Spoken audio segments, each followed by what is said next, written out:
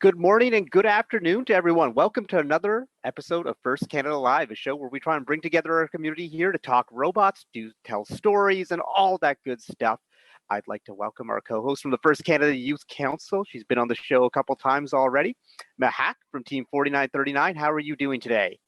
I'm good. How are you? I'm pretty good. Another great show, another great lineup. So you've been on the show as a host. You've been on the show as a panelist. What's been your favorite segment so far? What's been really getting you excited? Okay, I think this is sort of a difficult question because there's been so many amazing segments. But I think something that's like stood out to me the most are story time segments. Like I think they're my personal favorite. And I guess like my favorite one is Rishi from 1310. On like the first day, his segment about how close they came to winning worlds and like sort of like their journey, especially like involving strategy. I think that was so amazing. And then plus like cahoots are obviously amazing. That's like the best part, sitting at home trying to win. The cahoots are fabulous. You just get that excitement. But yeah, Rishi's segment, just like the nitty gritty strategy talk of Einstein, just like to get those stories behind the scenes. It's so much more. You can watch a match video to relive the experience, but it's nothing like hearing firsthand from the participants of what it was like right down there, especially for so many of our audience who haven't had a chance to be on Einstein yet. I say yet because you never know what's going to happen in the future, but just to hear those stories from someone who can, and also just like storytelling is an art form to a certain, not to a certain degree, it absolutely is. And it's like, if you think about all of our history is based on storytelling, and it's all from someone's perspective. So to get that within our first community is super exciting, and that's why we host story time. That's why we do it here, and so that's why we're going to do another episode, because we got a lot of good stuff, including a story time segment. But we have team showcases from Team 5024 Raider Robotics. They're going to bring the heat, and Team 7476 the EOM Lions. We're really excited to learn about them.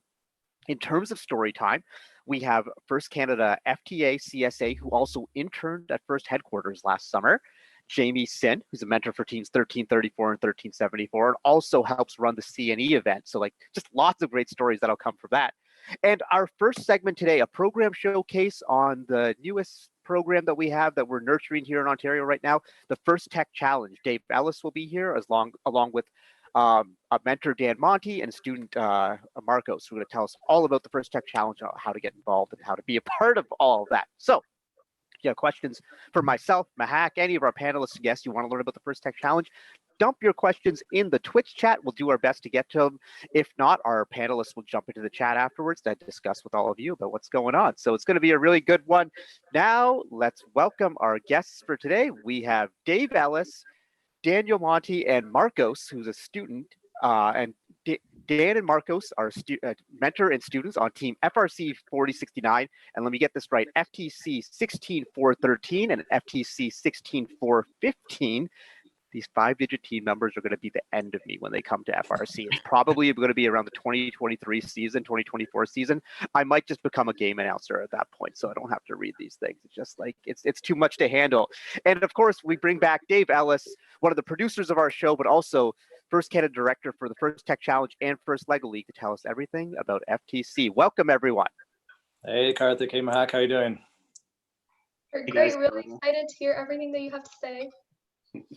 Yeah, pretty excited about this. We did the FLL segment yesterday, and that's always fun as well. But looking forward to today's on First Tech Challenge and getting the word out about this fantastic program that we have. So if we can go to the next slide here, just next one is just basically introducing us. So it's me on the left, of course, and then Dan Monty, who's a coach up in Sudbury with the FTC teams up there, and then Marcos, one of his students, who's going to be speaking about his experience as a mentor of the FTC teams this year, actually. So it's going to be great to hear about that. This slide here is just about some details about what First Tech Challenge is. So for those that aren't aware, it is supposed to have up to 15 members on your team and targeting grades 7 to 12, so 12 to 18-year-olds. And they're challenged similarly to all of our programs to design, build, program, operate robots in head-to-head challenges. In this case, like FRC, it's an alliance-based format. And of course, guided by coaches and mentors, students are developing all kinds of great skills through the programs, just like our other ones. So if we can play the video, I think it's going to give us a little bit of insight into the program as well. First Tech Challenge challenges kids ages 12 to 18 to program, design, build, and compete with robots. Once you get the challenge, you figure out your game plan. You build a robot so that you can complete many challenges. Teams use a reusable kit to program robots in a variety of coding languages. Every year you also learn more and more about coding, so then your code's gonna get better and better. Personally, I do not learn hearing about it, but hands-on is just go into it. Instead of saying, oh, I know how to build this robot, I can say, I built this robot. In First Tech Challenge, students are developing a broad range of skills. Manufacturing, hardware, troubleshooting, but there's also a lot of things that you learn that you wouldn't necessarily think about. People skills. Problem-solving skills, helping one another, helping other teams. The program draws so many students that come in who just want to do the marketing, who just want to do fundraising. You need to do fundraising because you need to buy kits and parts and everything you need for the year. And that's a great thing that the kids learn very early on. The model of FIRST has provided incredible opportunities for the students to interact with professionals. Whenever I ask my mentors a question, they always flip the question around and ask, where would you find the answer to that question if I weren't here? They slowly built my confidence up so much more to a point where we weren't asking them questions, we were just going. Each team has to compete at a local event, win awards at the local event, and then they're able to move on to the first championship. You walk into the room and there's that smell, the smell of robots.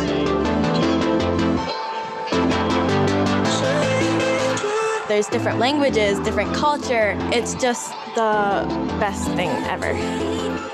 I think it's incredibly important for youth to see careers in science and engineering as a possibility for them. High school participants have access to over $80 million in scholarships from colleges, universities, and technical programs. First Tech Challenge is one of 4 engaging FIRST programs. First in one word, wow. fun. First is inspiration. First is amazing. First is hope.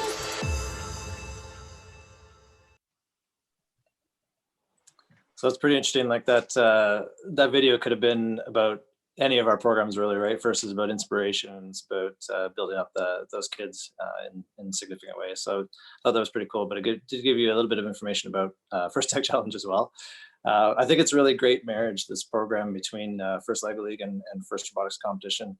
In a lot of ways, I feel like it really has pulled together some of the best parts of both of those programs, and I think it's really powerful in that way. As we mentioned, it's aimed at 12 to 18-year-olds, and so that kind of nicely overlaps both First Lego League and First Robotics Competition, so that it gives the schools and teachers and kids and parents the flexibility to pick which of our programs best fits their child, which I think is really beneficial as well. As you can see on that mock-up on the screen there, it's a 2-on-2 alliance-based challenge. So similar to FRC, but instead of 3-on-3, it's 2-on-2. It's played on a 12-by-12 field, and there's a 30-second autonomous followed by a 120-second teleop period. So pretty similar to the way that FRC is set up. And they even added a human player this year for the game, which is kind of fun. This year's game in particular, it's hard to tell in that picture, but there are yellow bricks that were on the field, and there are lots of different tasks that they had to do, but the kind of main goal was really to grab those bricks. So they had to have some sort of intake and then stack those bricks. So they had to have an arm that was able to manipulate those bricks once they had a hold of them, which was pretty cool. And the higher the tower, the more points they got. On the left side of this image here, there's 2 kits laid out. So the teams have the option of buying between 2 kits. One is the Tetrix kit and one's the Rev kit. And I have some budget layouts in a later slide, but they do have the option between those 2. And it seems like in conversation with teams that it's really just a kind of a personal preference about which kit they like to go with. So I think either is fine.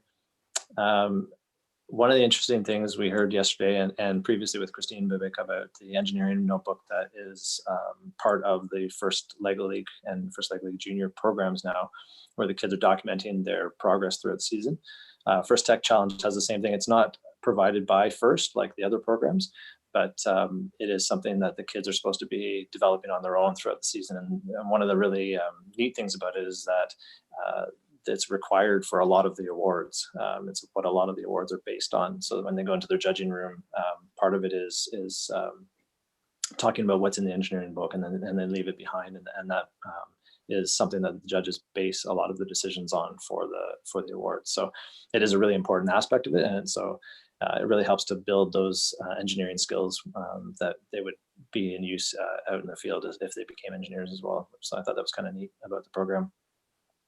Like FRC, the kit is somewhat reusable, so they can use the parts from the base again and rewire things and rebuild things as they need. But it's a reusable base. It's programmed in a variety of different languages, levels of Java-based programming and Blockly-based as well. So that's another nice marriage between FLL and FTC or FRC, sorry, because you have that option of coding in text-based coding, or you can go with a block-based coding similar to FLL. So it's kind of a nice transition between those two programs that way as well. And like FRC, there are $80 million in college scholarships for this program as well. So that's a really nice aspect of the program. Can we go to the next slide? Awesome. So I just wanted to kind of review what happened this year in Ontario. This is our first year, sort of. I put an asterisk there because we did have FTC a long time ago when it first came out. But we've reinvigorated it this year and came out with a bang. We were anticipating some interest based on people's reaction at provincial championships last year when we announced it at the FRC provincials. So we capped it at a number that we thought was manageable in our first year. And I don't know if this is out there or not, but it took about 5 minutes for that cap to be reached once we opened registration. So there seemed to be a lot of interest, which is great. We held a kickoff in Toronto, and that was well attended by a lot of people, including a team up from Kirkland Lake, which was pretty remarkable. And we ended up with 32 teams competing at our provincial championships in spite of an ice storm, which I thought was pretty awesome. I thought it was a great event. Karthik, you were there. I don't know if you have feedback on what your experience was participating in that event as a volunteer. Yeah, it was fabulous to be there and just kind of see the energy and just, one of the things that people talk about often is, FRC is so much bigger and it's so much high energy. And I think there is an idea that FTC events or FTC style events are more like high school gym type events. But this was in the same site that we hold one of the FLL provincial championships, and where we host one of our FRC district events on the campus of Durham College and Ontario Tech University. And it was massive, and we had these two fields, they're elevated, they've got special lighting. And then we have these teams who, you look at the intricacies of their robots and the details. These robots are as complicated as FRC robots. And I know people in the audience right now are going to be like, no, there's no way. I'm like, no, if you think about it, they have similar challenges that we have in FRC, except they have to build the robot within an 18 by 18 by 18 box. And they have less options for what they can use in terms of COTS parts, because so many of the COTS parts that are out there are just too big to throw in your 18 by 18 by 18 inch box. So it's there's a different sort of engineering design challenge. Like in FRC, and Mehak, you'll be familiar with this, we talk about the packaging challenge, where you always have these like cool ideas in FRC of what you want to do, but you can't make the stuff fit. In FTC, it's an even more of a packaging challenge. So seeing the intricacies of these robots and that same level of energy and intensity students really taught me, it's like, wow, this program is for real. Yeah, I thought so too. I thought the same thing. It's got a lot of the same features that you would require in terms of picking up items, having some sort of mechanism for that, whether it's roller intakes or whatnot, and then some sort of way of distributing those objects once you got a hold of them.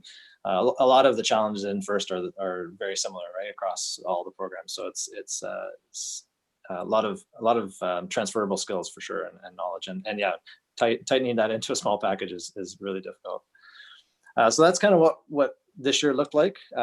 Next year, I think a lot of people are, I think a lot of people were waiting on this year to see how it went, I think a little bit from teams' perspective. So now that we've got this first year out of the way and under our belts, I think next year is going to be really exciting as well. So coming up next year, we're going to have no cap on registration. I don't know if you want to go to the next slide, but we've got no cap on registration. We are anticipating, because of that, I'm anticipating about 60 to 90 teams next year from our, roughly 30 this year. It remains to be seen, but we'll see how that first year goes. I've heard from a lot of FRC teams that they're planning to use this as a farm system for their teams. So maybe having a number of FTC teams in their school, and then building from there, using that maybe for grade 9s and 10s. And Dan and Marcos are going to talk about that, actually, how they've done it at their school. But having that kind of setup, I guess, in their school to build on skills that they're going to have coming in grade 9, grade 10, and then making their FRC team even stronger. So I've heard that model. And I've heard a lot of people who are looking to start FTC in their grade 7, 8 school, feeder schools. So FRC teams are going to be reaching out there as well. So I think there's going to be some interest and some growth. I think that's great. And so we're looking at probably 4 to 6 qualifying tournaments. We've already selected most of those at this point. And then we're going on to the same provincial championship, and it'll have a similar feel to the FLL season in terms of a September kickoff that first hosts, and then qualifiers in November, December, and then our January provincial championships again out at Durham College. So that's kind of what next year looks like. Looking forward to seeing what how that rolls out with teams, and looking forward to seeing that registration. I looked on the slide or on the site yesterday, and it said that we are going to be at registration opening in May. So I don't know if that's actually true or if that's an old date, but we'll see. Keep your ears peeled for that one, for an email from us. And then our last slide here for me anyway is just budgetary considerations. So you can see some of the fees there. So the team registration is $275 US. With Canadian dollar that goes up and down a little bit, I guess, but the control systems, electronics set, and the competition set are all there as well. So you can see the differences in the price between Tetrix and Rev there. There is a class pack available too, which is something that might interest teams if they're going to be running in a class, where you can get it's kind of an easier version of the challenge. And then if you wanted to, you can also buy, instead of the competition set, you can buy an education upgrade set, and then so you could still take one of your teams to a competition for that as well. So that's kind of a neat option. Hey, Dave, maybe this question gets answered by Dan when he gets to his segment, but I noticed in the overall budget, it seems like you're basically using the parts in the kit, and that's kind of enough. Was your experience with the 32 teams in Ontario that they basically used what was in the kit, or were they purchasing stuff on top of that? I'm going to leave that one to Dan, actually, because he's got that experience and he had 2 teams himself. So we can actually, that's a good segue actually into Dan and Marcos' slides. So I'll pass it off to them at this point, and feel free to take it away, Dan. All right, thanks guys. Thanks for having us. Yeah, thanks for being here, Dan. Really excited to be here and kind of share our experience with FTC, and we'll probably answer a lot of the questions. Especially, I know there's a big FRC contingent on the show today, so kind of how we tied it and integrated it into our FRC program as well. So thanks, Artie. Just a couple things just to start. I'll be presenting with Marcos, who's one of our design leads. He's been on the FRC team that we have 4069 for 3 years, and we actually had him in a mentorship role for the FTC program, which we'll kind of discuss in the next slide a little bit. So just some background. We started 4069 in 2012, and one thing that we've tried to do over the last few years is really try and up our game in terms of training students, getting them involved in STEM early on. And we've kind of over the last few years had the ability to kind of improve our robots through some curriculum offerings that we've had in our school. So in 2017, we established an edit program to kind of support FRC. And that was geared more towards grade 11 and 12 students. They'd be learning things in that class.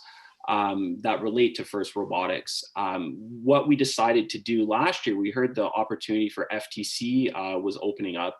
And what we've typically found in our school is that, and I'm sure other teams can attest to this, when you have an FRC team from grade 9 to 12, it's sometimes very difficult for the senior students to kind of take a hands-off approach for the grade 9s and 10s. And we were finding that sometimes our 9s and 10s, even though we would try to train them, they didn't really have like a lot of hands-on learning in terms of the FRC robot. It was very difficult to kind of get that proper training. So we said, you know what, let's try and introduce an FTC team, and hopefully the grade 9s and 10s can kind of take ownership of that team and really have a really positive experience with FIRST. So in the next slide, so you'll see a little bit of kind of what we do. We really geared this towards our grade 9 students, and EDIT stands for Engineering, Design, and Innovative Technology. So it's a program that we offer at the school. And as soon as the students come in grade 9 first semester, we actually kind of run this program at the same time as we run our FTC program that just started in the fall. So several of the students that are on the FTC team will be taking this class at the same time to learn about different things relating to FIRST principles. So in one section, we talk about electronics and control. We try to use low-cost items like you'll see here some things like circuit design, prototyping with Tinkercad and Arduino, and just general introduction to some of the STEM related things that students are expected to learn or know as part of FIRST Robotics. That's kind of one half of the course. In the other part of the course, which you'll see on the next slide, is more about what we'll talk about a little bit later with FTC, but we talk about mechanical design, and we get students really excited and interested in STEM. So we do some 3D modeling in CAD. We also teach them about the 2D dynamic sketching process as well in CAD. And then lastly, we teach them how to use CAD libraries, import components, and make simple assemblies. Those are kind of some of the structured things that we kind of teach in this grade 9 course, but then we build on that in the FTC program. We have a short video in the next slide that just kind of shows some student work that students would work on in their first. The Spatula by Jacqueline.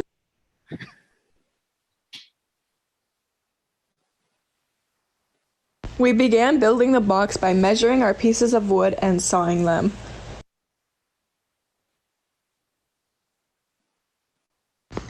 We 3D modeled the box to ensure we got the dimensions right. We then assembled it using wood glue and a drill.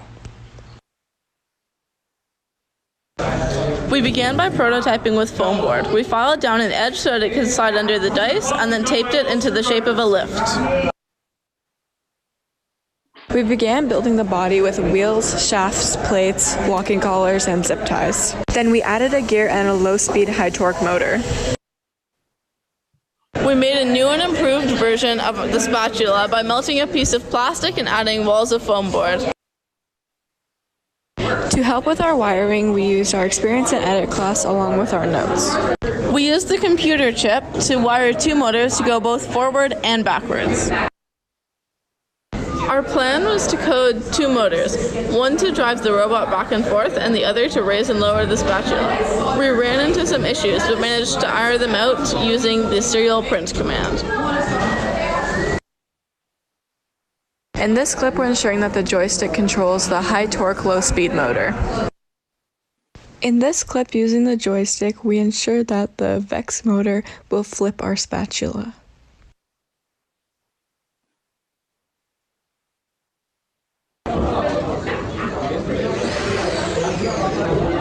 In this clip, you see the robot picking up the dice and placing them in the landing zone.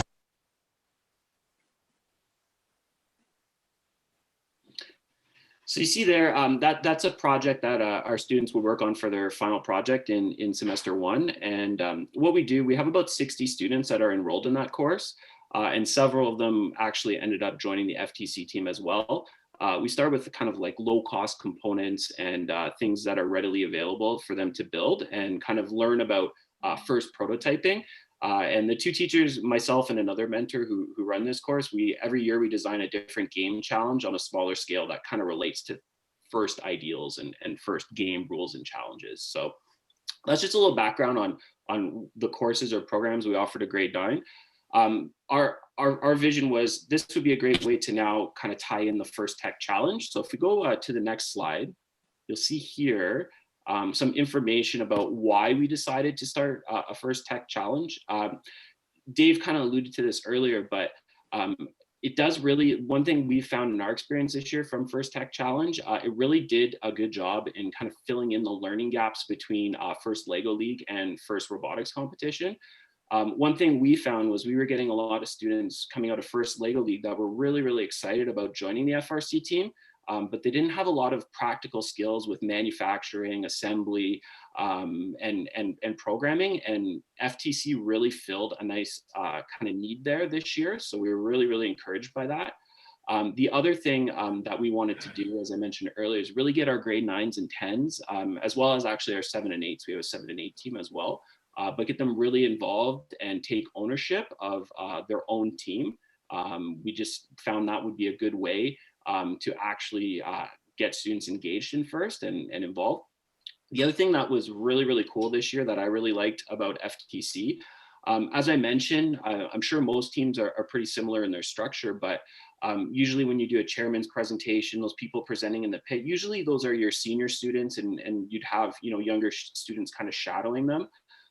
In this case, we had a complete drive team. We had presenters, as you see at the bottom there, all of them were in grade 9 and 10.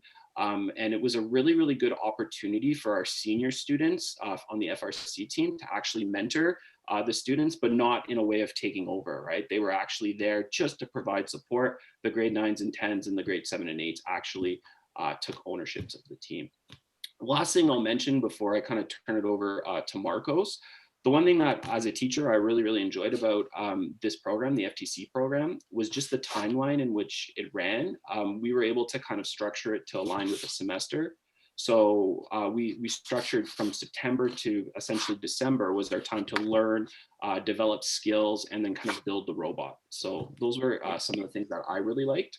Hey, Dan, I don't mean to cut you off here, but we are kind of running close to the edge on time, and we have some really good questions in the chat that I'd like to try and get to right now. So, Marcos, if you could chime in on these as well, because I know you haven't had a chance to speak yet, and you know, I want you to be a part of this. But how do you think having 2 FTC teams and an FRC team within one school would help the overall understanding of robotics in First? Marcos, I think you're muted somehow. Not hearing you. Do you want me to handle that one, Karthik? Please, Dan. Yeah, okay. I think what the thing that was really great about having the 2 FTC teams, as I mentioned, it was giving those younger students an opportunity to kind of see what was ahead for them at the next level with FRC. I know the FRC program can be intimidating for some students, and you know, Marcos would probably attest to this once he gets his microphone going. When he joined in grade 9, it's very difficult sometimes when you're with grade 11s and 12s to kind of see your role and where you fit in. I found the FTC program offered a nice in for those students to really take ownership and kind of be involved. That makes sense. And then one last question, and this is the one that comes up often from our FRC folks. How do the costs of running an FRC team compare to an FTC team? When the costs actually were pretty minimal compared to the FRC program. Marcos has a couple slides, and maybe we can post them later just to kind of show them. But one thing that we tried to do was integrate components from FRC into our FTC robot. So one of the things that Dan freeze up on us. FTC, yeah, that so my mic's working again. So components. Okay. Marcos, since we are running up on time, do you have maybe like 15, 20 seconds on just what you'd like to talk about here? I really apologize that we weren't able to get to no, it's fine. I was gonna mention, because when you asked the question about the FTC, the programs, like how it fits all FTC and FRC, when I started, I found that FRC has a huge like kind of skill gap that it's very hard to meet. So having an FTC program for the 9 and 10 gives them kind of like a project to start with, and in a way gives them something to do as opposed to having to listen from the 11 and 12, which usually tend to do everything. So that was more or less what I wanted to say. But yeah. All right, thank you so much, Marcos. Thank you, Dan, Dave. This was a great segment. There's obviously a lot of interest in FTC, and there's a lot of learning for our folks to try and go through here. So thank you for coming on and doing this. And we're going to go right into our next segment because we want to give everyone as much time as possible. So, Mehak, you ready to do this? I'm excited. I'm really excited for this one. This team always brings the energy. Team 5024, Radar Robotics from London, Ontario. They've won 2 blue banners in their history, including a 2017 at the Western University District event, Chairman's Award and District Champions. So, Team 5024, we got Sarah, Jordan, and Evan. Welcome to the show, everyone. Hi. Hey, Hello. Sarah, how's it going? Good, how are you? I am excited. I am pumped. I'm Jordan. I love your background. I love the shirts. I love it all. So please take it away. Okay, well, hi, thank you so much for having us today. We're really happy to be here. I'm Sarah, I'm in grade 12 and I'm captain of the strategy sub-team on Team 5024. And I'm Evan, I'm in grade 11 and I lead software development on the team. I'm Jordan, I'm in grade 10 and I'm a member of the build and strategy sub-teams. Okay, so as we've been introduced, you guys know we're Team 5024 Radar Robotics. So we're a team from London, Ontario. It's our 7th year in FRC and we're made up of around 70 members. We work throughout 7 different sub-teams, which is build, programming, imagery, strategy, outreach, sponsorship, and FLL. Through this, we work to design and build a competitive robot while also providing opportunities for STEAM-based learning in the community through our many events such as our Science Expo. Everyone on the team is very, very passionate about FIRST, which I believe is evident in the big yellow loud blob at competitions. So we love fanny packs and we also think it should be added to the FIRST Canada swag. You inspired me this summer. I bought myself my own fanny pack that I was rocking everywhere. Same way as you guys. Yeah, I got a nice red Jordan brand fanny pack. So I've been inspired by 5024. Well, we're happy to hear that, Karthik. Thank you. Okay, so as you said, there are many different aspects of our team, and all of these kind of come together to contribute to our success both on and off of the field. Now, for this presentation specifically, we're going to be focusing mostly on our strategy sub-team and the role that this team plays both before competitions, during build, and at competitions themselves. So this team was developed from our previous scouting sub-team when different members identified a need for more in-depth strategic thinking, game analysis, and data analysis process that wasn't exactly there before. So we felt we needed a team to kind of focus more on this area of the game. So the responsibilities of this team are laid out as follows. So we analyze the game following kickoff, deciding on the priorities we want to set for ourselves. We then work with build throughout build season to make sure we have a robot that can carry out these priorities. We plan ahead different game strategies, and then obviously at competitions, we're very responsible for the scouting process and then what we do with that data, analyzing it, and our alliance decision making. So we're briefly just going to talk about our game analysis process. Our team approaches kickoff as a full day, full team event. And this is the opportunity for members from our team who may not be on builder strategy to watch the video, get out ideas. We do a large brainstorming session. And then the next Sunday, members of our strategy sub-team and members of build and programming come together for another full day of analysis. Every member is expected to have read the manual, to be familiar with rules, point values, all that kind of stuff. And then we take all of their ideas as well as the whole team ideas, and we come together and we set our priorities for the year. There were many factors which contributed into our decisions, such as point values, buildabilities, and this year specifically, the unknown teacher labor action. Originally this year, we had decided on the following priorities, which was climbing, ground pickup, a low port drop, and a control panel mechanism. All right, if we can go to the next slide. As Jordan was just saying, there was the uncertainty of our teachers' availability throughout build season. So our original robot design was to go for a low port for faster cycles, and it'd be something easier for us to build if the teachers did go on strike. In week 1, though, we did end up switching to go for the high goal, and we made this decision to stay competitive with the extra points that we could earn per ball. So we worked out through our list of these new priorities to determine what was achievable for the robot, what made sense strategically. And then as soon as we had a list of everything we want our robot to do, we broke off into smaller prototyping subteams, which consist of build team members that could look at the mechanical aspect of each component, people that could design it in CAD, and software developers that could start working on the supporting code and simulation tools for each component. All right, so this is the robot that we ended up building, Darth Raider. This robot, here's the main points of the robot. First of all, we had our quick and stable climber, and we made sure it was a very fast climber to give us a reliable climb. And we also used a camera to help us align with the bar as we were climbing, and that helped us basically get that bar every time we went for a climb. Second of all, we had our ground intake and ball indexing system. So this intake was built using some 3D printed Mecanum wheels from Team 125, and it would just suck up balls off the ground into a little bit of a holding roller at the bottom, and our indexing system would automatically stack and align all the balls that came in. This entire system was fully automated so that the drivers could focus on scoring and driving instead of making each individual little component work on its own.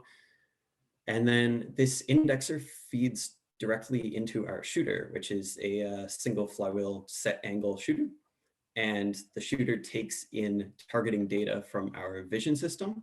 So at the press of a button, we can, no matter where we are on the field, aim at the goal. And if the drivers request it, we can even have the robot autonomously drive up to the correct scoring location to get the optimal shot just at the single press of a button. On the backside of the robot, we built a control panel manipulation mechanism, and it was very, very simple with just a few moving parts, and it uses the kit of part color sensor to determine what part of the wheel we're looking at and where we need to go, how to get there. And finally, looking at the softer side of the robot, we had a dynamic autonomous. And so our autonomous code automatically compensates for any inconsistencies in the field setup, in the placement of each of the balls at the start of the match, and the placement of the robot in what robots are around us. And it can even handle being hit by other robots while aiming or driving. So Evan, did your team ever use your control panel mechanism during any matches? If someone else could correct me if I'm wrong. I'm not sure if we did in qualification or elimination play, but I know that we were definitely doing it in like the setup practice matches. So it was technically used. The control panel mechanism is one of those things that as the season evolved, I'm sure teams would have been using them as more balls are being scored. Just, we only got to play 2 weeks of events here in Ontario, so no one's robot got up to full capacity. But I'm thinking that if you look at the elimination rounds at Humber, there was definitely some potential there when you really saw some of the alliances firing at full power. Same thing with that at Durham, when you saw 2200 and 188 going at full power, there was possibilities there. And then when you saw 3683 and 1114 finally got their robot working, it was like, it's there. And I think if you remember in 2017, the game with the rotors, the first 4 rotor match in Ontario didn't happen until the 4th week of the season at Waterloo. So I'm kind of thinking that this color wheel would have been the same thing, and 5424 would have been firing that color wheel every match by provincial championship. Yeah, it really wasn't until the end of Humber where it started making sense to actually start using it in matches. Okay, so another thing strategy sub-team works on is the game strategy. So obviously prior to competitions, we like to just discuss different game strategies and what we may see. Obviously, we all know that as the competition goes on, everything changes, stuff evolves. So we just have to keep that in mind. Then there's the driver meetings prior to each match. And then we have an ongoing analysis of the data we collect. So it was my role at Humber to be looking at the data on an ongoing basis, coming up to our drive coach and filling them in on our next match, our alliance partners, as well as our opponents, to kind of get an idea of what can we expect, who may play defense on us, who would be best to play defense on our alliance, that kind of stuff, just to get a sense of what the game may look like. All right, scouting. This is what I go bonkers for. I love scouting. Anyways, at competitions, Raider Robotics has 3 different kinds of scouting. We have pit scouting, match scouting, and qualitative scouting. So all the information we collect goes toward match strategy and alliance selection decisions. For our first kind of scouting, pit scouting, Scouts usually work in teams of 2 to collect robot-related information from the pits. This can give us knowledge on how robots can be changed or altered to ebb and flow with potential game strategy, and whether the robot will be able to be repaired to its optimal condition after being damaged.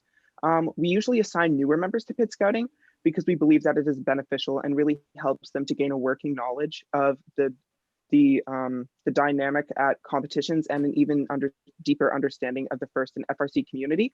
On my first year of the team, I actually did pit scouting and I absolutely loved it. I met so many amazing people from different teams at competitions, and I feel that it was really the point where I really got hooked on FRC. For our second type of scouting is match scouting. So any members that do not already have a pre-existing job at competitions will match scout. We assign shifts and blocks of 6 matches with 6 scouters per match so that every robot is scouted every match. This provides us with quantitative information to analyze throughout the competition that shows us trends in gameplay and scoring for robots throughout the competition. It'll also aid us in game strategy and ultimately pick lists, which I believe Sarah will be talking about in a bit. I will also be talking about more in depth on how match scouting operates on Radar Robotics in the next slide.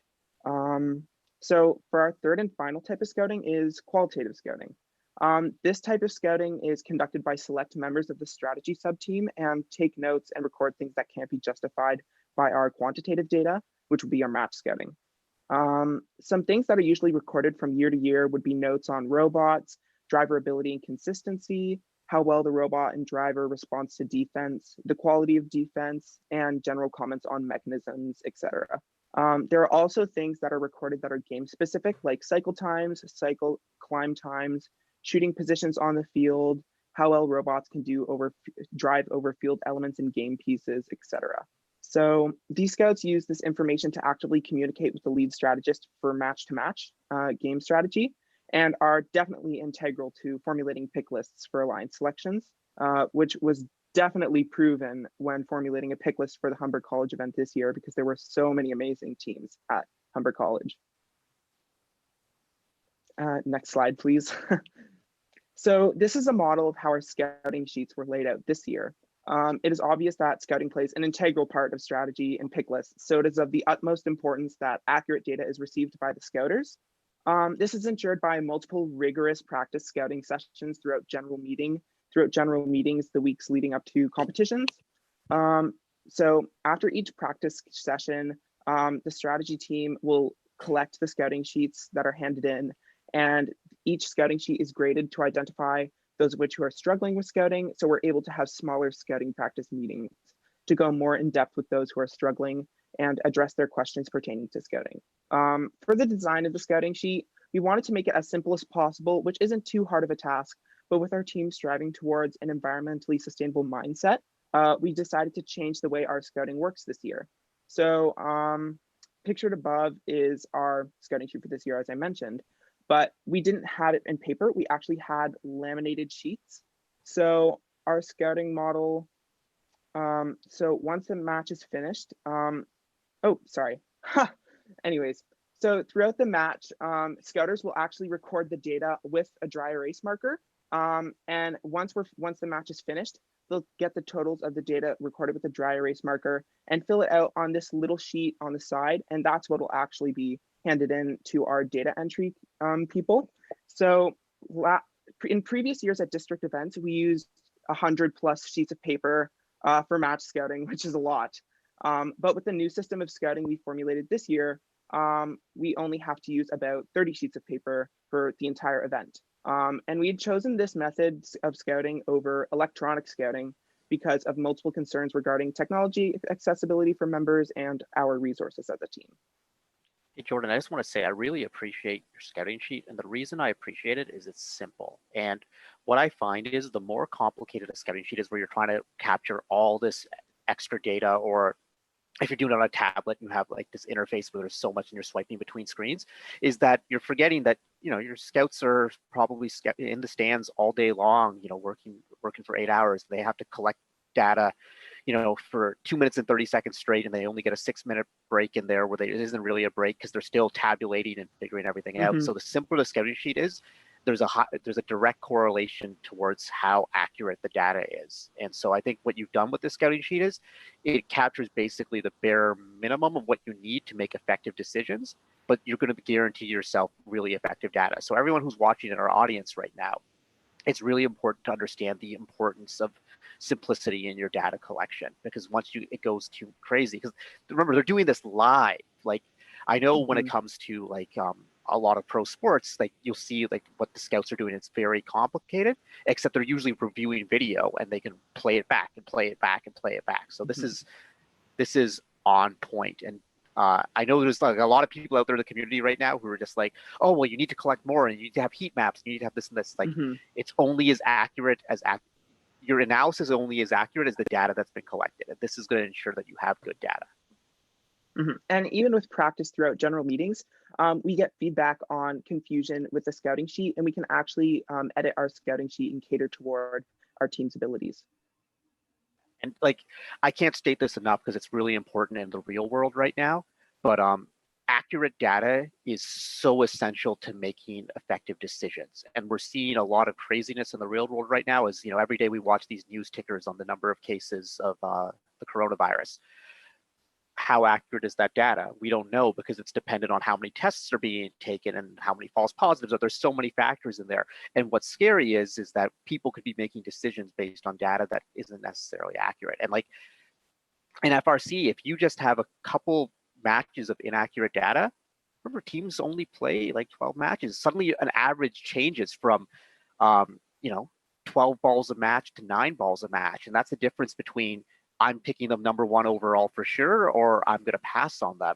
And if like, these are massive decisions that are being made based on the accuracy of your data. So accurate data, I love the simple scouting sheet. I just wanted to give you guys props for that. And just going off of that and what Jordan said, and that's pretty much where we decided to bring in the whole qualitative data aspect, to get kind of data like this and get a sense of where people can shoot from and such, without having to like put that on all the members of our team who are already sitting in the stands all day scouting. So it's people from strategy specifically who know what to look for that. So then that's kind of where we get all that data from. No, makes a lot of sense to me. Okay, so this is where I go completely bonkers. This is the data analysis part of it, which is really what I love and what I have found the most like joy with on the team. So our team has established pretty much a solid system of analyzing our data. Currently we use Google Sheets, as it's easy to share with a lot of people. You can work offline with it. It just opens up a lot of doors for that. So here are just an example. Here are 3 different examples of some of the stuff we've been working on doing. So if you look to the left there, we have a team point quartile distribution graph. So this just shows the different percentiles, so we can get a sense of a team and how their range lies. And we also were able to switch this to do it for balls as well, and where they place balls in totals. So we were able to switch that around. In the bottom right corner, you can see we have our 3 versus 3 predictor, we like to call it. So pretty much all the data comes in and we collect team averages and success percentages, breakdown percentages for a bunch of different stuff.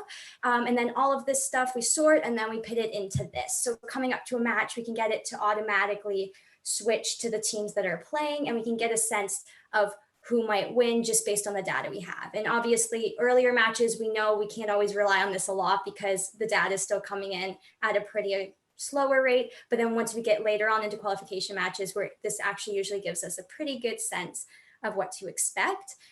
And then if you look in the top right, we have a regression of balls scored per match. So it shows the different balls and where they were playing. So I believe blue is auto high, yellow is telly high, then green is the telly low. And then red as well was, was low in auto, but you can't really see that behind the other balls. So all of this stuff together, along with our qualitative data, comes together for all of our strategic decisions and our alliance decision process. This is golden. This is beautiful. I love this. And so the reason I love this, let's go back to what we were talking about on the previous slide, where you were talking about simple data. Look at this. They weren't collecting huge amounts, but the amount of analysis you can do with just a simple amount of data that's reliable. If it's reliable, then you can trust everything that's going to be spit out, provided that there's an actual process here, and there clearly is. But you can do so much with it. And this is just a snapshot of what you've done. Like your 3 versus 3 predictor, just based on like what I'm looking at right here, is mainly based on averages. But like the ways that I look at it, like you could just do a predictor based on max output to find out what your opponent's like. In the worst case scenario, what could happen? You could look at medians, so that automatically discards, excessive amounts of zeros and the such, or for like when a robot is dead. You can take a look at worst case scenarios. There's so much you can do with that data, but when it's accurate, you can trust it. And I love how you're doing the quartile distribution, so you get a true idea of where a team is most likely going to perform, but you see where the outskirts are. This is all great stuff. Thank you, Karthik. I'm also passionate about this stuff, so it's starting to come out right now. It's leaking. Okay, so we're briefly just going to talk about our alliance selection process. So as we've said, all the data we collect from match, pit, and qualitative data comes in play here. So we have a pick list meeting after the very first day. Obviously, we think it's really important to talk right when everything's fresh in our heads. And as we all know, these can last a pretty long time. So at Humber specifically, we did establish 2 lists. We were very fortunate to look at it and think, okay, we're most likely going to end ranked either first to third. So we had a good sense of where we were going to end there. So we had our first list was pretty much like strong cycler, consistent climb. Yeah, like who do we want here that we feel we can work really well with to cycle as much as we can? And then the second list was potentially for robots who we thought may slip through and come through and still be around for a second pick.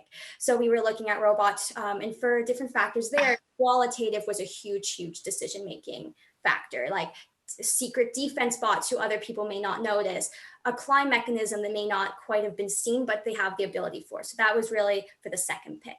So for the first pick, we did obviously want a strong cycler, good climber.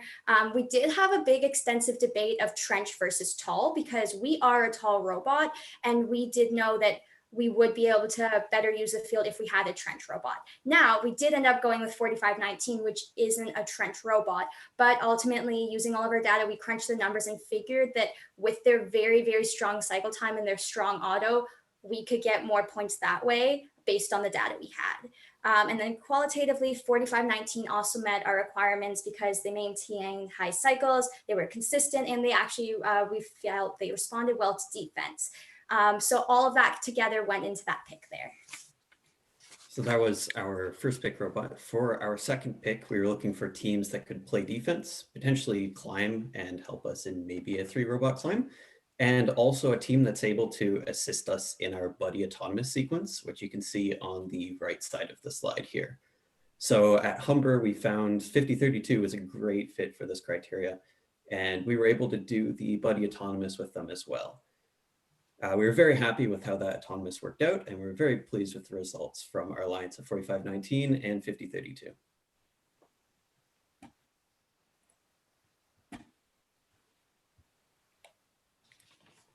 So this presentation was basically summarizing our strategy team and how it plays out throughout the season and our team. We feel that this is an aspect of our team that is very important, but it is also just a part of who we are. So we try to have a strong outreach presence in our community with different events and initiatives, such as our annual Science Expo, our partnership with the local Children's Museum to offer STEAM and FIRST-based workshops, our annual Robotics Gala, and much more. Because of the current situation everyone's finding themselves in, we've created the initiative 5024 STEAM at Home, so that children will have access to different STEAM-based activities and lessons posted on our Instagram and YouTube pages, with a new video uploading every Monday, Wednesday, and Friday. We have 7 videos up as of now, and Sarah and I both have videos up of our own. We would like to invite anyone with kids to check out these videos and upload their own creations with the hashtag isolation engineering. Well, thank you so much for that presentation, 5024. That's great. And I love that you took a scouting strategy focus for your presentation, because that's the first one of those we've had on the show. We've seen so much into the nitty gritty about robots, and I know obviously that's cool, but there's some of us out there who want to dive into the strategy side of things. So before we go, we have some questions for the chat, but even before that, Mehak, what are your thoughts on all of this? I absolutely love that presentation. I think you went such in depth on like certain topics, and I think this is really beneficial for like especially new teams or teams who want to improve their scouting. Like for example, I know my team has struggled with like having an effective scouting and strategy like committee on our team especially, and like a design process which will be beneficial at competitions. And I think we're going to integrate a few of the ideas that you said. Absolutely loved it. Love your team spirit. So much fun. I love seeing you guys at competitions, and hopefully we'll connect again next year. And also about your isolation engineering program, you can definitely feature that on First Canada's community board, where you can get more people involved. So if that's something that you want to look into, it's a great way to reach out. Yeah, I think it's already on there. Okay, that's amazing. That's amazing. But great idea, great idea, Mehak. And for everyone, the community board, if you just go to firstroboticscanada.org and scroll down a little bit, you'll see the community board, and it's really easy to submit. You just need to have a high quality image to advertise your initiative and a short description, post it up there, and it's for everyone to see. And we're seeing so many cool things being posted there, whether it be art contests or PPE supply drives or education curriculum like 5024 has been doing. It's some good stuff. So Sarah, I got a question specifically for you. Your love of data analysis, was that something that you had before you joined 5024, or was that something that came from 5024? It was not something I really had before. I always loved math, really, but like there's not always a great way to actually see how can this be shown exactly, you know, or how can you as like a 14, 15-year-old actually use this for something. But then I remember my first year on the team, I was on the scouting sub team, and I was like, hey, this data is great, but what can we do with it? So I started kind of learning more about like, what can we do with this data? And then I actually took it. I wouldn't have taken data management if it wasn't for this stuff.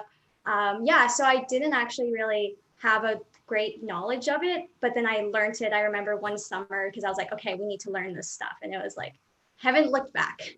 It's really amazing because like, I think like our stories are similar, but like flipped it a little way, because I got into FIRST because I heard about the ability to do this data analysis something. So my love of numbers and data analysis, and it's like, wow, I can actually be in the front lines for this, as opposed to just reading about what, you know, Bill James is doing in the world of sabermetrics in baseball. I was like, I get to do this stuff, and it's so exciting and fascinating for me. So it's always cool to hear from other students who see that and like understanding that this is just the tip of the iceberg in terms of what analysis can be done. And I love that now there's so many people out there who've written different match predictors where, you know, it takes all this data, it plugs it in. Looking at systems like ELO, which was used to rank chess grandmasters in the 60s, is now being used to rank FRC teams. The work that I did developing OPR, which is based on like NBA adjusted plus minus stats, there's just so much cool stuff with there, and it's really great to see teams that are using this in a way. So when it comes to the data analysis that 5024 does, it's obviously this is dominant in the presentation. Is this something that the whole team is bought into, or is it more like a small sub team? It is mostly the strategy sub-team because we figure out who's going to be interested in it. So we do open it up to people, and then we start back in the fall working on teaching them these kind of things and what do you need to know, how can you learn more about it. So we open it up, then with whoever's interested, we then work with that team kind of specifically, but we do show the whole team all of our spreadsheets and such so that they can like see what is happening. That's fabulous. And I'm just being informed right now, Sarah, I heard you won a scholarly writing challenge in mathematics. Yeah, you want to tell us about that? Oh, sure. Okay. So I had done this study just out of interest for how grade 9 and 10 math marks were related. And I did it using like a lot of the skills I had developed on the robotics team.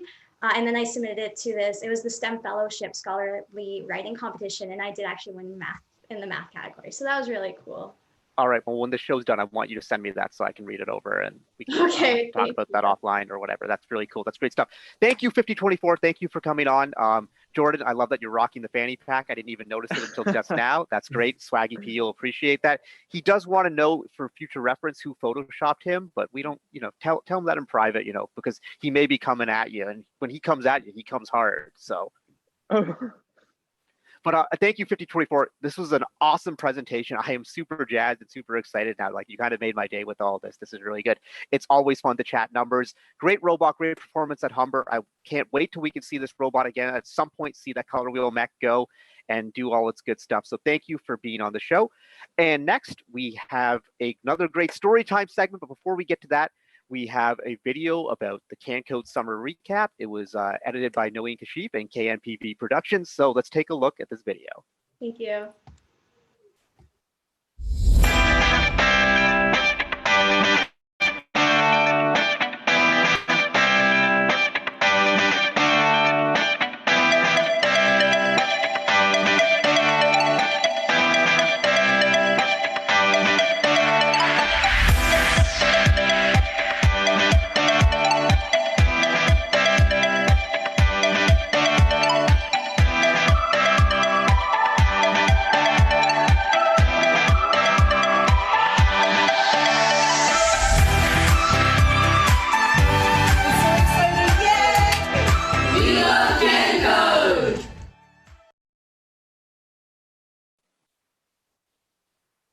That was a great video, just kind of showing some of the excitement of the Cancoat Summer Camp. Mehak, did I see you in that video? No, unfortunately, I wasn't available that summer, but I saw a bunch of my friends and especially people in the youth council too. Yeah, it looks like it was like an amazing sort of setup right there. So that's super cool. But speaking of super cool, we got our next guest for story time, introducing a first alum, First Canada FTA and CSA, and last summer had an internship in the engineering department at First Headquarters. He's a mentor for teams 1334 and 1374, and one of the event managers for the CNE off-season event. It's Jamie Sinn. Hey, Jamie. How's it going? Good, Jamie. Normally at this time of year, every weekend you'd be at an event. Like our schedules were like in sync. Yeah. We were going to see each other every single weekend, and now you have all this time off. How have you been? My school decided to say, hey, since you don't have to come to class, here's about 4 days worth of work you have to do in 6 hours every single class. So I've been just plugging away at schoolwork. That's a very good way to keep busy. So, Jamie, you've been doing First for a long time. Another one of our alums who started at FLL and worked your way all the way up. Can you tell us about your journey and where it began, where it ended, and where it went in between? So first started out in middle school. I joined my middle school FLL team. We didn't field a robot perfectly well. I was like, okay, well, this is fun. I really like First in this. Then from there, I joined eBots, which is a very competitive team here in Oakville. Then those two teams did pretty well. We won provincial championships West once. We managed to go down to the FLL Open in Legoland. In California? In California. That's got to be a pretty great experience. Yeah, that was definitely one of the more fun experiences through FLL. I then became part of FRC 1334 at Oakville Trafalgar. I was on that team for 4 years. I was the lead programmer for a while. After that, I graduated, became a volunteer more heavily in FRC. I was apparently John outed to the world at Humber this year. I was the FLL pit runner all the way back in 2012. So little itty bitty me was helping things out in the Halton tournament. After that, I went back to mentoring 1334 and now I'm mentoring 1374 as well. Volunteering entirely too much. So, Jamie, what do you think is your favorite First story? There's a long list of them. Tell a couple of them. Tell as much as you want, because Jamie, you get to see so much. Because remember, for our audience, Jamie has behind the scenes at the events is a CSA at some events, which means he's troubleshooting and debugging control systems issues for all teams and the field, and an FTA where he's kind of overseeing the whole technical operation of the event. And so Jamie often, at First Championship, Jamie is one of the people who's going around and checking on the Wi-Fi and the network stability across the event. And with Jamie's background, which we'll get to later on in networks and cybersecurity, this is right up your alley. So you've seen lots of cool stuff and you've been doing this for a long time. So yeah, let's hear them. Let's do in chronological order for fun. Okay. This one involves Dave and is close to 10 years old at this time. The envelope. Yes. Mehak, are you familiar with the envelope? I have no idea. Oh boy. Okay. This is Dave writing in chat he knows exactly what's coming. So I mentioned that my team went to the FLL Open in California. Why didn't we go to the World Championship? Because that's usually where the World Festival is. And the year before, you did go to the World Festival, right? My team did not. The eBots Sentinels did, which was the senior. Was there some overlap on the members between the Sentinels? There was 1 or 2 members that overlapped between the 2 years. But what happened that year is we won Ontario Provincial West, and Ontario Provincial East was held on the other side of the gym in Durham College. So unlike today where Ontario West happens at the University of Waterloo, right, and Ontario East happens. Right. This was a double venue similar to how we had Ontario East and West in FRC held at the Hershey Center at the time. Right. In the same venue, back to back.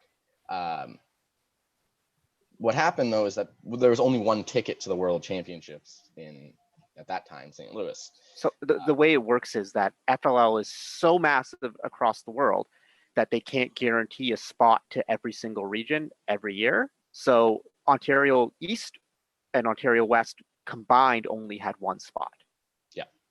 Yeah. So there really isn't a good way to say, hey, one group of kids you're going, one group of kids you're not going. So it was our good friend Charles, one of the very famous FLL MCs. Charles Offer, the ambassador of fun, also one of our FRC game announcers. He's fantastic. He grabbed our team, one of our members, one of my best friends, Ben, to go up on stage and pick between two envelopes. They were blank envelopes, nothing labeling them. One of them had a ticket to the World Championships in St. Louis, and one of them had a ticket to the World Festival or the FLL Open in California in Legoland. Now, we were chosen to go up because our robot had a higher table score. We had a higher overall end goal and all that. So Ben goes up, freaking out of his mind. He's so nervous. That's a lot of pressure for a 9-year-old, grade 8 kid. I think. Okay, so like 13. Yeah, pretty scary in front of a whole venue. Promptly goes and picks one envelope, opens it, and he's going to the FLL Open in Legoland, which destroyed him because he wanted to go to World Festival. And which is understandable. As cool as Legoland is, like we all want to go to Worlds. Like that's everyone's goal. Absolutely. It was a very unique experience. The team was excited either way to go to either event. It was a ton of fun. Legoland, if you have not gone, highly recommend it. Doesn't matter how old you are. There is normal attractions like you'd have at a theme park, but they're made of Lego. Literally. There is a roller coaster made of Lego. Like a roller coaster, like not an actual roller coaster. Yes, an actual that roller you ride? coaster. Yes, it's metal underneath, but there's Lego everywhere. Okay. I was just about to say, like, I trust Lego, and like you can do a lot of cool things with Lego, but like I also care about like my life. Yeah, it's still fun, but it's there was a boat ride that was made entirely of Lego. That one was cool. So you could go on a boat, like yes, floating boat, human sitting in a boat. Like, doesn't the water leak between the bricks? Apparently you use glue. That's the answer that I was given. Because otherwise what happened when a kid was like, oh, Lego, pick and take it off. Oh, well, sank a boat. Yeah. Whoops, 5-year-old with strong fingers. Yeah, so that was a really 39-year-old. Yeah. That was probably the most fun I had before I joined FRC. Humongous tons of fun. It was definitely a very big positive moment going in saying, hey, you're going to go and represent Canada on the world stage. We ended up coming second at that event, just behind an American team. All right, so that's your FLL story. What other stories do you got? So the next one is some kind of involvement of 2013 as a whole. That was my first year in FRC competing as a student. I was helping out with the 2012 FRC robot before that, but I was just in the off season and whatnot. But our FRC robot in 2013 was designed that we would be able to shoot frisbees and climb the pyramid. And we spent so much time on setting up the pyramid and all that. We didn't realize that the first competition where we brought out our real robot instead of our practice robot, that our practice robot was off by 3/4 of an inch on the mounting point for our climber. Oh. Which means the entire event at Waterloo, we could not climb, except for that 1 or 2 matches into the eliminations where we started to climb and then promptly fell from the second level flat onto our back of a robot. And I distinctly remember Karthik jumping onto the field looking, he's like, is your robot okay? And our drive team members just pick it up, throw it up, and like, oh yeah, it's good. Because what Karthik didn't know is we'd been dropping the robot from the 3rd level onto the floor repeatedly, intentionally or not. So I remember that season, 11-14, we had the 3rd level climb, and when everyone saw it, it was it was working great, but like at our practice field, it was not ideal. And we're like, well, like, what if we fall? They're like, no, we'll just pair up with 2056 and we'll land on top of them. And Tyler's reaction of like, well, I'm not okay with this. It's like, yeah, we'll just strap a mattress to your robot. It'll be totally okay. squishy robot. But like what people don't realize in that 2013 game was like that pyramid was about like 7.5 feet high. Oh, and even higher than that. That was like 14 feet high at the top. No, because we set it up. No, James, there's no way because we set it up in a classroom. Oh, because you're talking. Oh, I'm sorry, but the sticky, outy, bitty thingy in the middle. Yeah, the extra pyramid point. Yeah. But like, but either way, really, really high. And unlike most hanging bars that FRC has had, like this one was precarious. Like falling from this was like something that could easily happen, especially the way you had to climb. In that, you could only touch one level at a time, so you couldn't just go up. You couldn't just grab level 3 and pull yourself all the way up.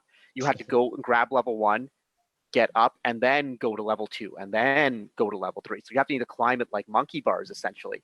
And anyone who's climbed monkey bars know you miss one grip, you fall. And there was one team, Bedford Express, who got up, and I'm not even kidding. There's a GIF of this somewhere on Chief Delphi. They fell and they tumbled backwards, and then like in the movies, you know, when like there's a car accident and the car like goes into flames, the robot just like a puff of smoke came out and there was a fire all of a sudden. It was so those falls were scary. Is all I'm saying, and that's why when I went out to the field, I just was terrified for your robot. But who knew that it would have been falling all the time? Yeah, at the practice field, we actually had it fall unintentionally onto the face of our human player. We got a lecture from the safety advisor there, Mario. As anyone who's an old FRC person, you would remember Mario. He came back, had 5 stitches, but he competed in the next match. It was pretty good. Yeah, throughout that entire year, we probably have done the best we've ever done. It was the first year we won a blue banner. We won the Calgary regional. We were sent out there by First Canada. It was one of the best robots in the world that year. That was an amazing robot. Like it was a ridiculously fast shooter. You know, a great level 3 climb. That was like one of the faster ones in the world, and just got a weird alliance at championship. But then you made up for it at IRI. Yeah, we going to IRI is partly on my later on this list of things I should poke. But we always throughout the entire season we're like, okay, we got to beat 1114. We got to beat 1114. Because 1114 was considered to have the fastest 30-point climb. So we were climbing up the robot, we're timing ourselves. We're like, wait, 1114 beats us to 30, but we beat them to 50, which means that we can start our climb later and get 50 points while they start the climb earlier and get 30 points quickly and then have to shoot their frisbees out instead of us using what originally was a pizza box bent and holding the frisbees. Yeah, the box was really nice, the bucket. Yeah, it was pretty good. Yeah, then going to IRI is the first and only time I've ever been to IRI. It's probably the best party I've ever seen. It also made my kind of dream come true of being on the alliance of 1334, 2056, and 1114, because the amount of competition at IRI that year was absolutely insane. You had world championship teams that were being eliminated in the quarterfinals because of how tight and crazily close all the matches were. Well, Champs of 2013 was a weird one for sure. That the alliances that people expected to come out of the divisions, none of them came out, and that it was a very wide open Einstein, which made something for some of the most exciting matches, kind of like what we had this year at the Detroit Championship. But IRI was when like all the power just like it came together, and then it was great. When 1114 and 2056 got together, and then got 1334 in the second round with their second pick, and then got 2337 as the defense blocker robot. It was just like, okay, this is just kind of overwhelming. Yeah, I don't think you'll ever have a combination like that in any sort of combination recently. IRI, weird things happen. Like this past really year, 1114, 2056 was the cap. 2056, 1114, and 195. Like that was absolutely IRI. insane. IRI. Yeah. More current fun story, kind of a premonition. In the championships in 2019 at the Detroit Champs, I was asked to do the Wi-Fi security, just due to my background in it, but also under the capacity of a first staff member, because I had been offered the job of an intern at First Headquarters in the FRC engineering department as a software engineer. So everything was set and good. Come championships, I just had to make sure that the visa was all good, which it turned out to be perfectly fine. So championships, I got to run around on my scooter, with a very custom, very janky tape mount for the fluke air check, which was worth probably more than any other thing that I had at that event. And I got to run around making sure that the Wi-Fi environment was safe and we didn't have any issues that were to the degree of what happened in Houston the week before, because everyone was very scared of having many replays. So we had a very proactive effect. Explain to our audience what happened in Houston? Like, you don't have to go into the details, but just in Houston, well, kind of a background. In FRC, the reason why the FTA tells you to turn off any Wi-Fi hotspots is because they can very easily interfere with the robots competing, whether you intend to or not. That degree of interference goes up the more access points there are and more hotspots there are.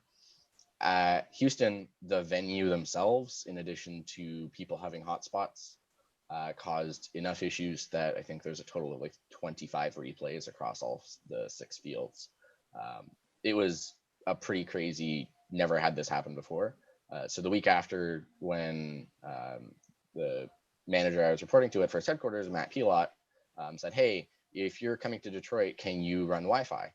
And I ran around disabling things that you wouldn't expect, like Wi-Fi Direct on a smart TV was a huge problem that we didn't expect. So got to run around and check that out. Where were these smart TVs coming from? In Teams pits. Like, hey, I have a digital pit display. I'm showcasing this. I bought a TV yesterday. I'm plugging it into my TV setup. That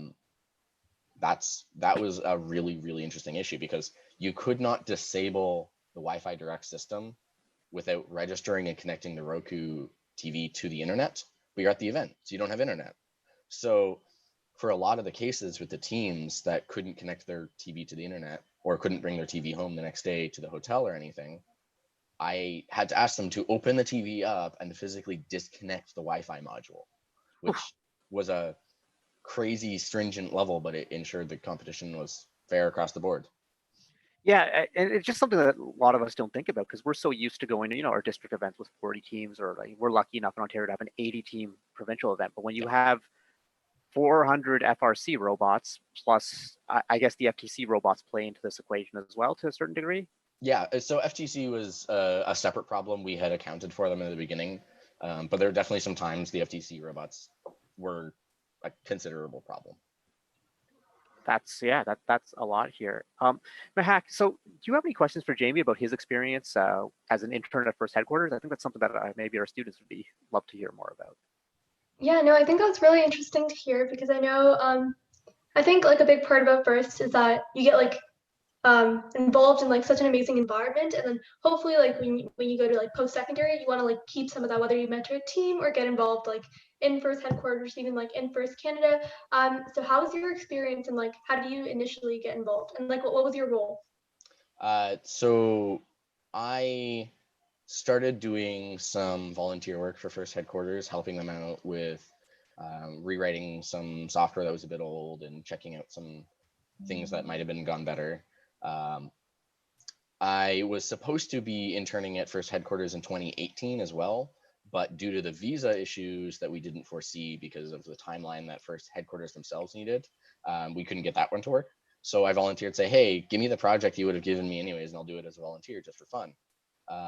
And that project was a hardware-based internet router that I set up to automatically configure the internet for every event. Not going into the too details of it, but if a venue has the same kind of networking setup that the field does, before this device was created, the FTA would have to do a lot of extra work and have to involve First Headquarters to fix what the issue was and involve the venue to fix the issue.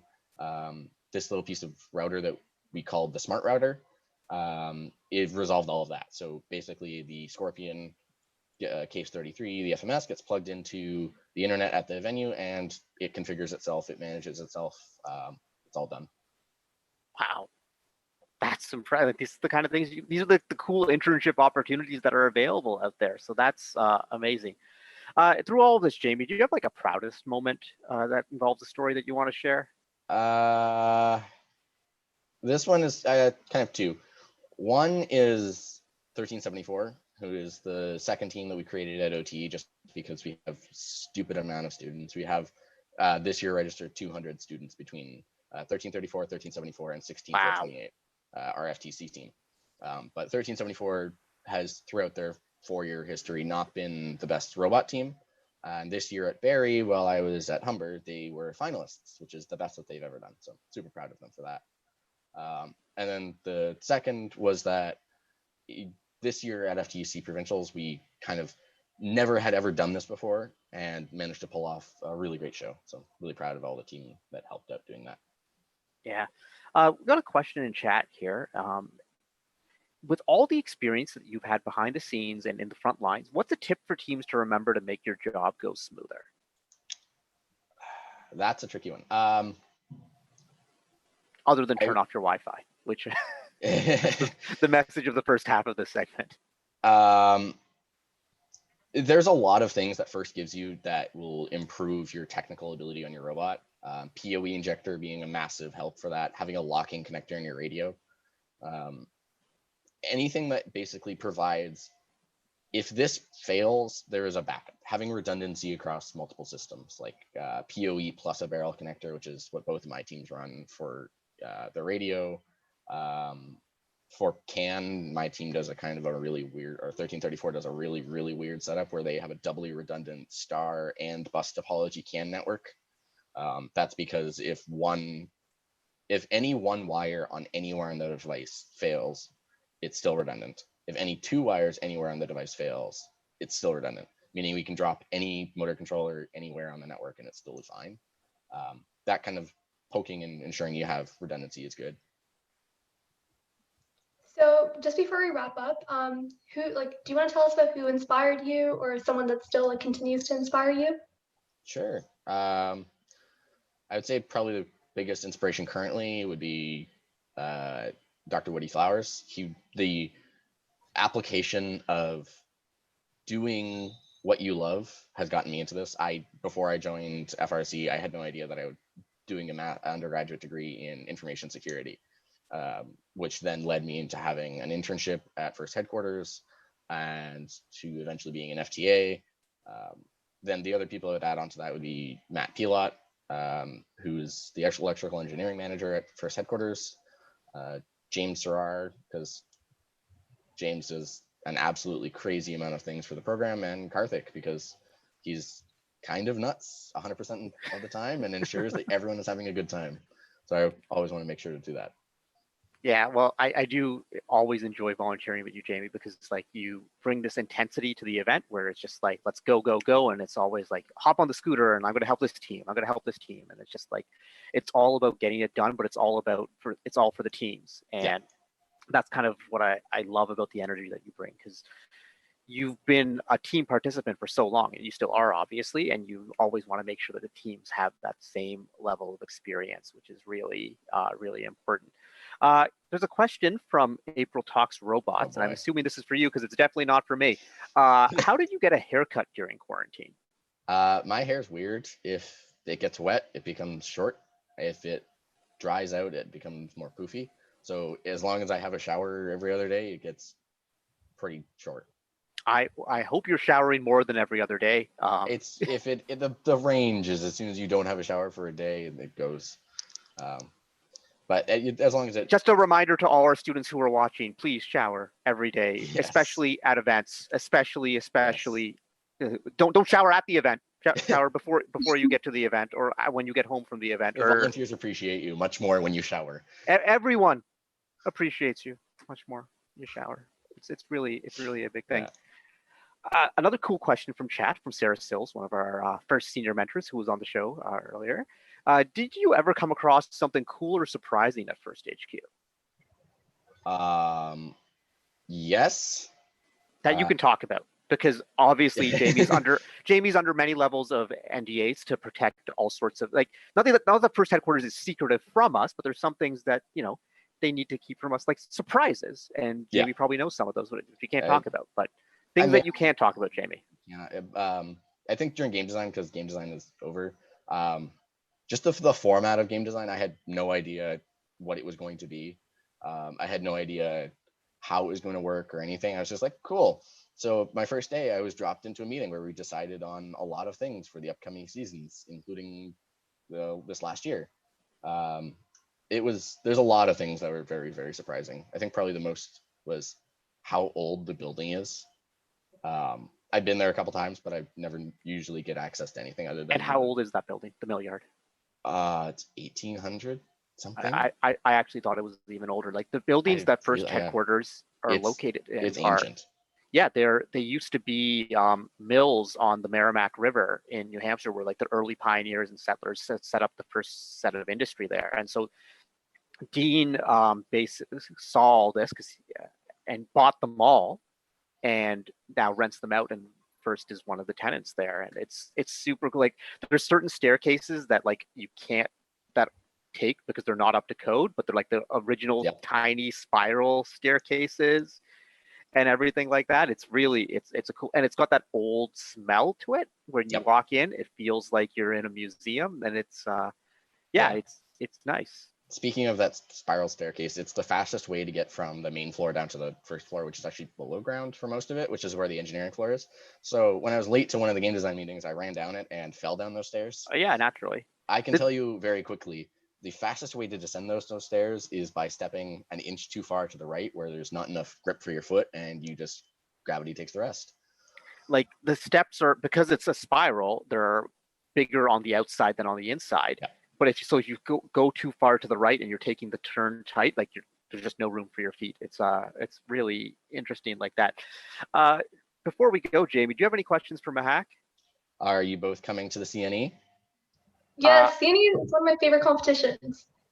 I love the CNE event, Jamie. So, provided the CNE is still a thing this summer, and who knows? We have some things to announce. It's going to be better than the last 2 years. It's going to be a very, very big show. We'll be posting things shortly about keeping news updates for everyone. Yeah. No, please keep up with the breast. Like for me, like I just go for the food. Like I love the first robots and everything, and I love seeing all my friends and all that stuff. But I'm also there for CNE food, man. The deep fried insert blank. Yeah, or like the spaghetti tacos, or like the awesomeness of all of it. It's really, really exciting. Jamie, hey, I want to say thank you, not just for being on the show, but everything you do as a volunteer, as a key volunteer. Like literally, Jamie was going to be at an event every single weekend this year, and you've done that the last couple of years. It's just like this is. I don't know how you have time for school and all of this, but since you're one of those weird programmer types, I'm assuming you're staying up until like 5 a.m. working on. You're not wrong. Yeah, it's not a surprise there. But the time that you dedicate for these programs and for your teams, and the time that you spend outside of the season working on other projects, like everything you did for the FTC event this year to get things configured and set up like that, we just can't appreciate that enough. And I'm really cool that you can share that with our community. And I hope our community is giving a thank you to Jamie in chat right now, because it's awesome, all of it. So thank you so much, Jamie. And we're going to come back for our next segment with Team 7476 in a moment, but we got a little video from First.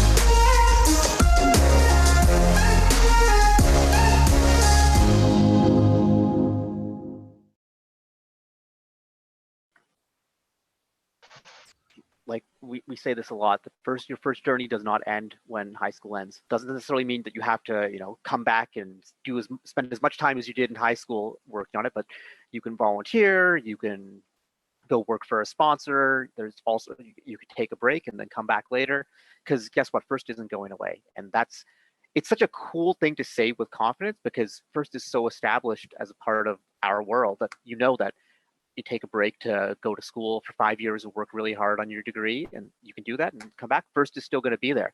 Things will be different and there'll be stuff to learn, but it's still going to be around, which is just like a crazy cool feeling. And there's so many opportunities to get involved, like regardless of like what age you are or like what your job is. I think that's like amazing, and like anyone can be involved or passionate about First, or even like STEM in general.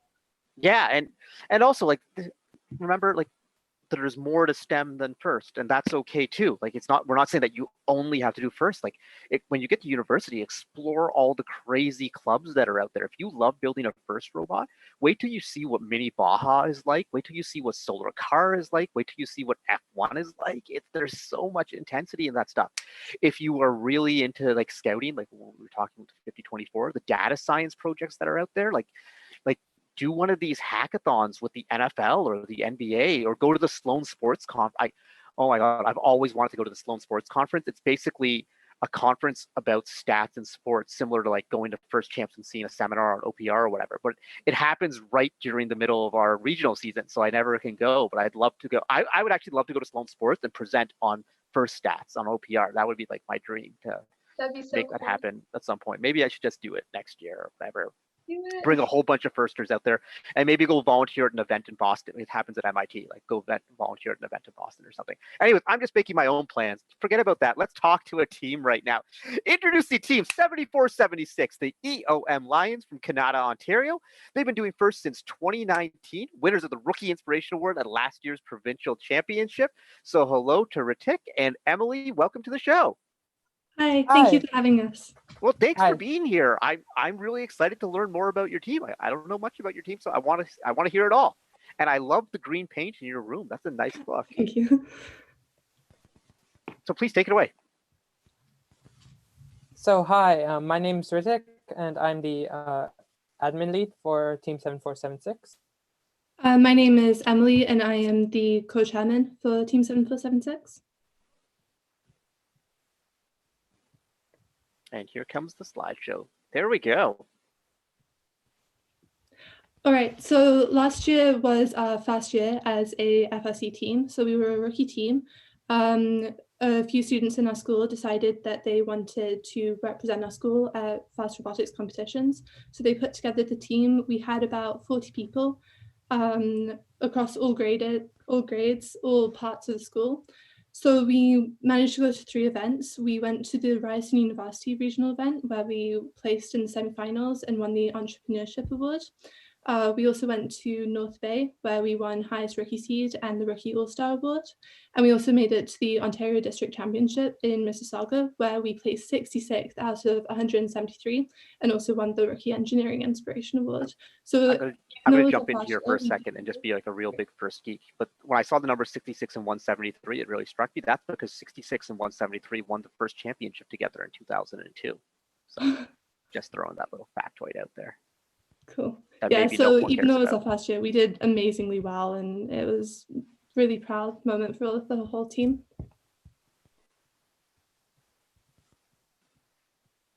So our 2020 team, we are from Earl of March Secondary School in Canada, and we're a team of 50 members. In our team, we have 4 sub-teams, which breaks up our 50 people. We have the marketing and logistics team, the electrical team, the mechanical team, and the software team. We're also lucky enough to have 3 teacher mentors at our team, and they stay after school and help us out. We like to call ourselves a student-directed team because we have a lot more members compared to the mentors that we have, and we like to do challenges on our own. But they're always there to provide help if we ever need it. So on our next slide, we have information about our teams, and we decided that it's better if we show you a video compared to speaking about it, because a video speaks 1,000 words, as they say.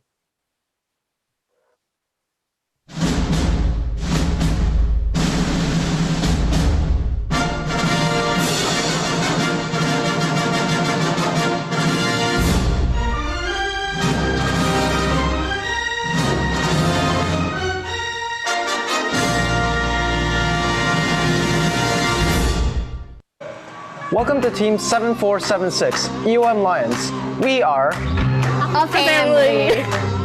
Diverse. A community.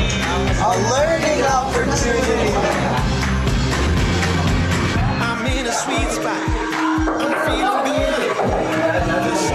good. Our team is split into 4 sub-teams and 2 locations, the tech shop, I'm in the clouds. And the admin room. Let me show you what it's all about. Here in the tech shop, the Lions mechanical and electrical sub-teams spend most of their time working hard, building the physical robot and wiring its systems in place. Here on Team 7476, the mechanical team is divided into many sub-teams based on subsystem. This year we had the intake sub-team, the climber sub-team, the shooter, belt drive, as well as hopper sub-team. The mechanical team is the core team that focuses on metal, it focuses on building the actual robot, so software and electronics can create the control systems and the code that is required to make us win a competition. Adding systems to the robot is the electrical team's job. Here they are, hard at work. Let me show you what it's all about. Check it out.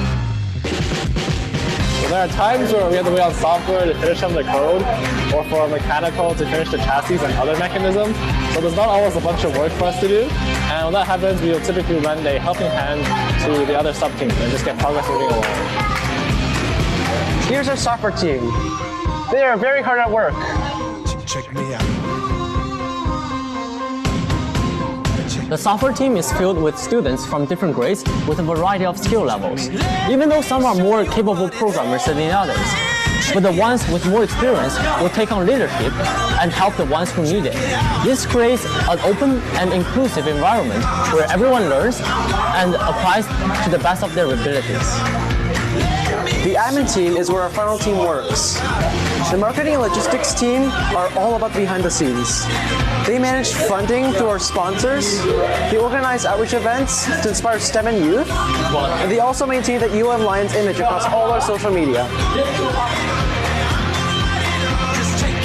One of our biggest successes this year was our outreach events. We've had 2 outreach events this year at Roland Michener and with First Cup Shop. We believe that spreading STEM is one of our biggest priorities in this club, and we'll continue to do so in the future.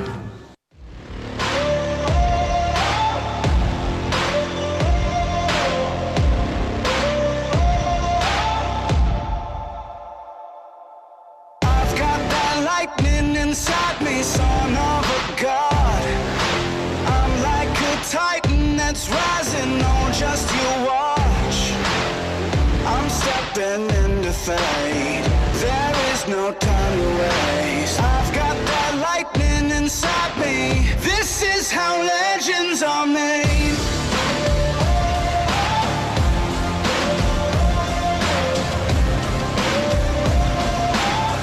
This is how legends are made.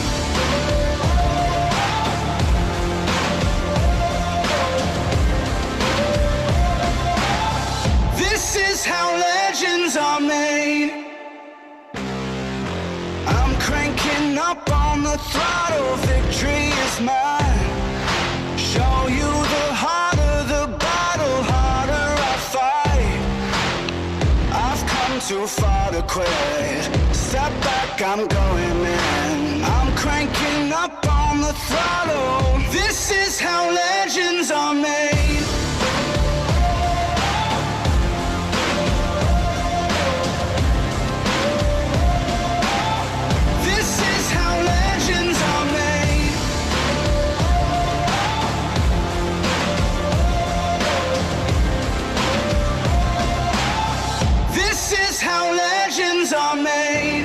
Like iron from the fire, getting stronger. This is how legends are made. Above it all, untouchable, a new animal. This is how legends are made. As the captains of this team, it is our role to make sure that all the sub-teams work together fluently so that they can reach their main goal. We are a team, but we are also a family. And this year we are going to win Infinite Recharge. We want to inspire STEM in the community, to teach young kids about STEM and to get people interested in robotics. We are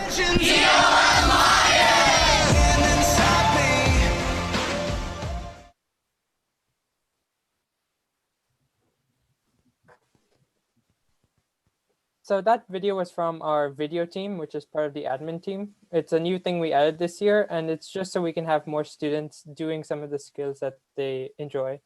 So we want to show that robotics isn't just about the robot, and they can enjoy doing other stuff, which also helps to the common goal. So more about our outreach events. We had 2 outreach events this year, one with the first Cub Scouts and one with Roland Michener. In total, we had over 200 students who came through our lessons, and we wanted to inspire STEM to the young minds. At the outreach events, we decided to lead them through workshops that would reflect on our sub-teams. We had a bridge building workshop, which reflected on our mechanical team. We had building electrical circuits, which reflected with our electrical team. And we had coding robots, where they used Scratch to code a robot.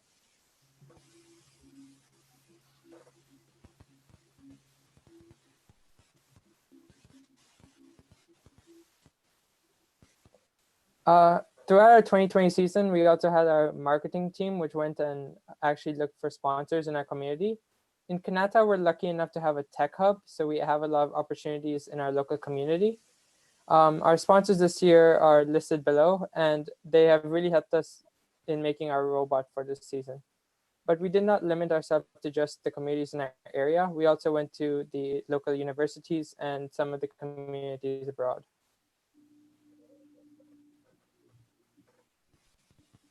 And this is our 2020 robot. We decided to call it the Math after one of our amazing mentors who comes to basically all of our meetings and helps us whenever we need him. So we spent from kickoff until the Friday before the Carlton competition, when it would have been, building this robot and putting so much hours and dedication and effort into creating it. So it has an intake. It has quite a few different mechanisms. So it has an intake that uses Omni wheels and compliant wheels to bring in the ball. That intake then feeds into a belt drive, which can hold up to 4 different power cells, and then feeds into a shooting mechanism. The shooting mechanism can only shoot to the high goal, but we also have autonomous mode. So that means that we're pretty consistent with our accuracy. And we can also shoot from pretty much anywhere on the court, as long as it's in range. We also have a climbing mechanism, which uses a lift to shoot up, grab hold of the hanger, and it can pull itself up. And it can actually hold itself up there for about 40 seconds, no problem. So we put a lot of effort and work into it, and it's pretty impressive what we have managed to accomplish. On the slide, you mentioned 2 hatches. So what is that referring to? That would be the 2 hooks. Oh, okay. I think that's probably a typo. So there are 2 hooks that allow us to hold on to the bar and keep holding on. So I saw hatches and started thinking of last year's game, and then I know there were rumors of teams who used 2019 hatch panels on the robot somewhere. So I was hoping that you would manage to do that somehow. But hooks are cool too. So we spent a lot of time doing design for this robot. We didn't do that much of it last year, and we decided that it would be a lot more beneficial if we put a lot of effort into design, and it did turn out to be very beneficial. We're also very lucky at our school. We have a CNC plasma cutter, which means that we can create intricate designs and just cut them out, which is really cool because it means that we can actually cut out quite a lot of stuff pretty quickly and have it exactly the dimensions and shape that we want it to be. So we use that on our robot quite a lot. How accurate is the plasma cutter? Is it accurate enough to hold tolerances on gearboxes and like bearing pockets, or? Not quite that much, but it can cut out pretty small holes and get good corners and stuff like that. Oh, that's fabulous. Yeah, it's pretty amazing that we actually have access to it. We also have a few 3D printers, which we also used a lot this year using 3D CAD technology. So we could print out stuff, and we use those on our robot quite a lot as well. Next slide. Then onto prototyping and assembling. The mechanical team especially had a lot of plans that they had ready to go. So if something went slightly wrong, they could always go back, work out what the problem was and make it better. Or if they thought that something else would be a lot more efficient, they could very easily change it and get to it.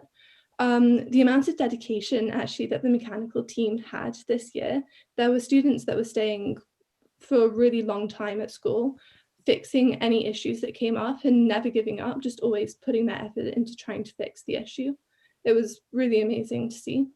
The electrical team as well did a bit of prototyping. They had an electrical board which they could lay out all of their plans on so that they could make sure they had enough space and that the wires could be neat, that everything could be in the correct place and would work efficiently. We don't have a picture of that there, but you can see their final version of the board, missing a few pieces. And that's the beginning of it. They actually had not that much space because of the shooting mechanism, the intake, and the lift. But they managed to work out a tiered method of doing it, which meant that the wires could be a lot shorter and also a lot neater. So it worked out very well.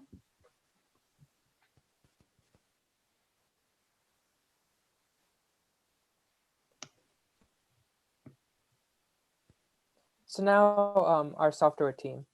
This year, our software team decided to step up and take it to a new level. Last year, because of the sandstorm, we never had any autonomous code, and it was all just based on camera vision. But this year, with the autonomous period at the beginning of the match, we decided to implement it into our software. We decided to stick with Java, and we did not use a Raspberry Pi, which was part of our initial plan. The reason for that was because we ended up using a Limelight, and it was very easy to integrate with Java compared to using a Raspberry Pi and Python. They were also able to use our intake system with pneumatics because we had to make sure that the intake system could extend beyond the perimeter. And they also made the belt drive software. One of the biggest problems with the belt drive was that if two balls were too close, it would jam during the shooting motion.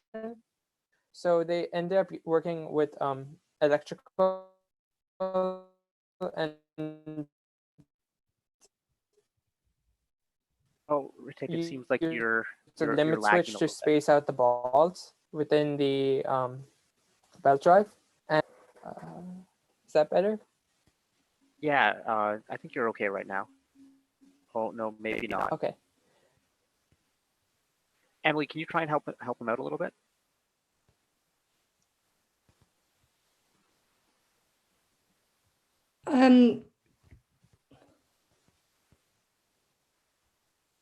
We should probably just move on to the next slide. So this is our final result of the robot. You can see the hooks that we attach onto the lift. We also have a video of our shooting using autonomous mode, and you can see it's really amazingly accurate. It's shooting almost right in the center. Also in our top right corner, we've got our lift working, and it can latch on and it can hold the weight for a really long time without needing to implement a braking system. We considered maybe using pneumatics for braking, but once we worked out that it could just do it on its own, we decided not to put any resources into that. Just the tension and string can hold it. There's also a picture in the bottom left corner, and that's the final version of our intake. So it's got some Omni wheels, it's got some compliant wheels, it's got a belt drive, and it can just scoop up the power cells and take them in pretty quickly and efficiently. We've also got a picture of that working in the bottom right corner. We don't have the bumpers on in these pictures, but it works a lot better with the bumpers.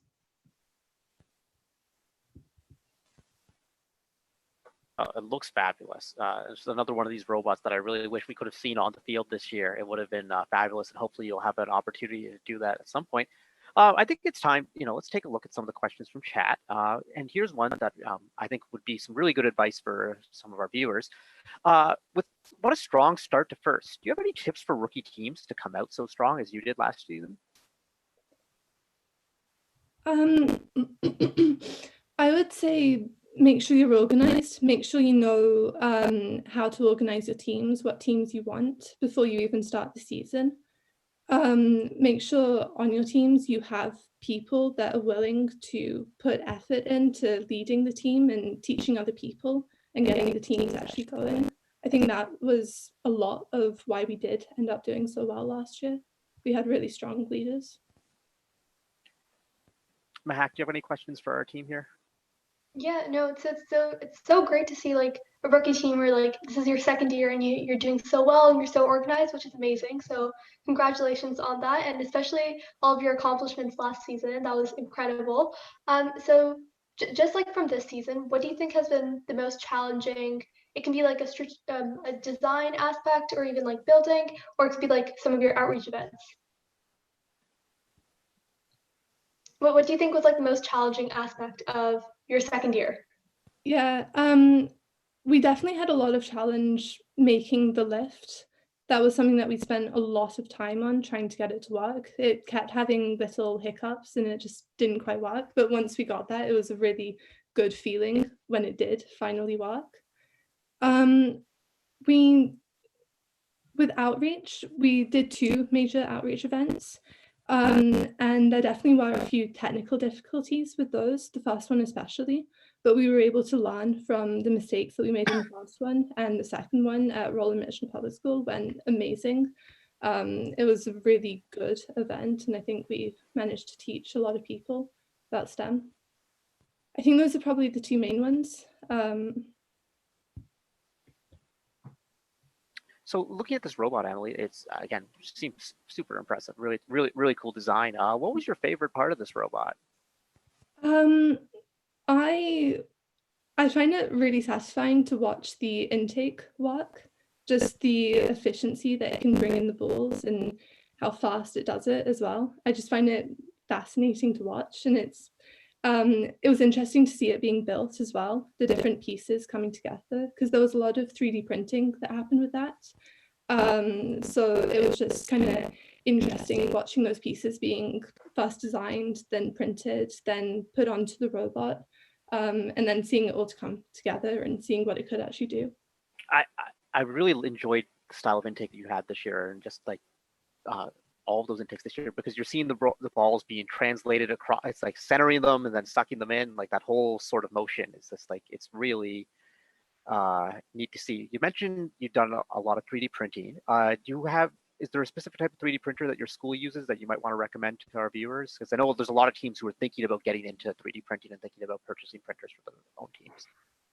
I'm not actually sure what type of 3D printer it is, but I do know that we've got a few of them in the school and they do work.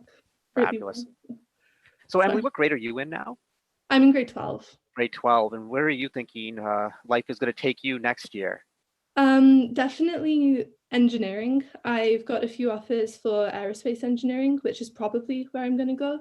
I'm also considering maybe doing mechanical, but I'm not entirely sure at this point, but probably aerospace. Aerospace sounds, I mean, it's the opportunities in that field. You know, you could be our first alum to become an astronaut. It's going to happen soon. Like, it's absolutely one of our next astronauts is going to, whether it be Canadian or American, or is going to be a first alum, especially with how many first alums are working at companies like NASA. So that would be an opportunity. And I don't know if you heard this, but if you're interested in aerospace, at the beginning of this year, NASA now announced that they will be accepting internship applications from Canadians for the first time. So that's a really cool opportunity right there. So a question we have from chat from Thuvashan from Rajagula Singham. Such amazing organization and accomplishments within 2 years. What's on the roadmap for the EOM Lions to improve within the team next year? We haven't actually done that much thinking about next year yet. There were a few things with the coronavirus, things like that. Just we kind of got interrupted in the middle of this year. Right. Hopefully we're going to keep with about 50 students. We went up to 50 students this year, which was pretty good. So hopefully we'll keep within the same numbers. Hopefully we'll be able to get some new tools that we can use in our shop. Yeah, we need to plan a bit. Yeah, no, I mean, everyone season abruptly came to a halt. So Yeah, it's to add on, we also expect. wanted to.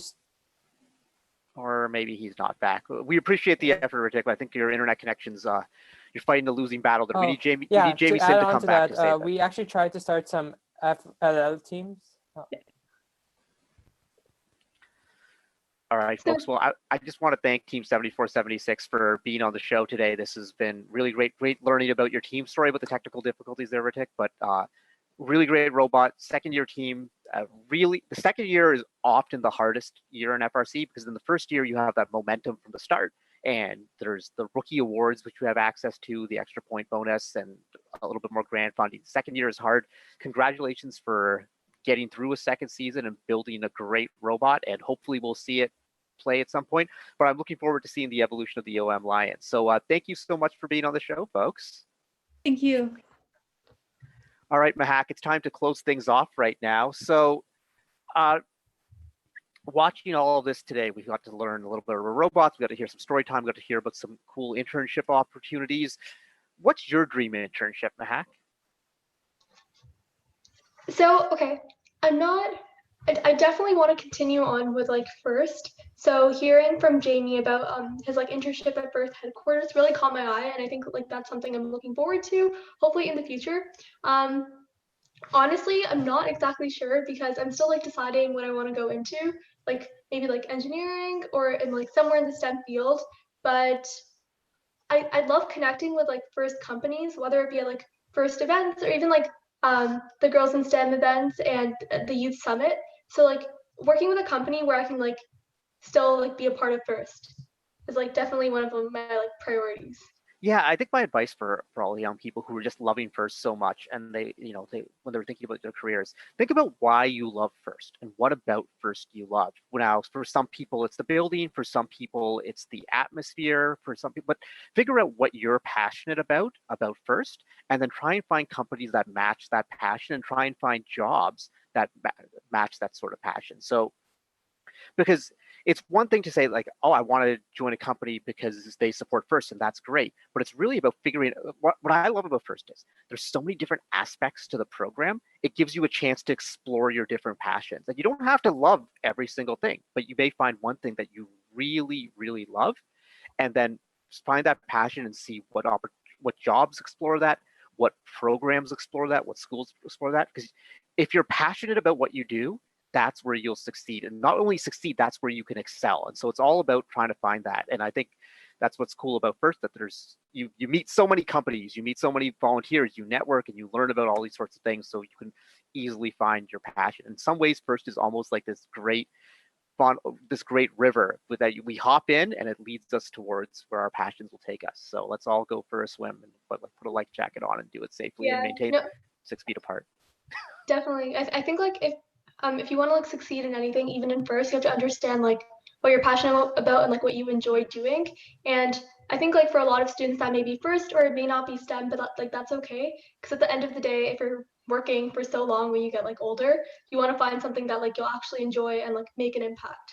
Right. So you want to love what aligns you're with that. doing. Go ahead. You want to be excited when you wake up in the morning. It's like, oh, I'm going to go to work and I'm going to do some cool stuff and I'm energized about it. And you're not always going to be excited every morning when you wake up. Same thing with school, but that's okay. As long as that you can maintain that momentum and you know you're making a difference and you know you're doing cool things, that's what it's all about. And that's what we're trying to learn in this program. And we're all going to find our paths, somewhere. This has been a great show, Mehak. I love co-hosting with you. It's always fun.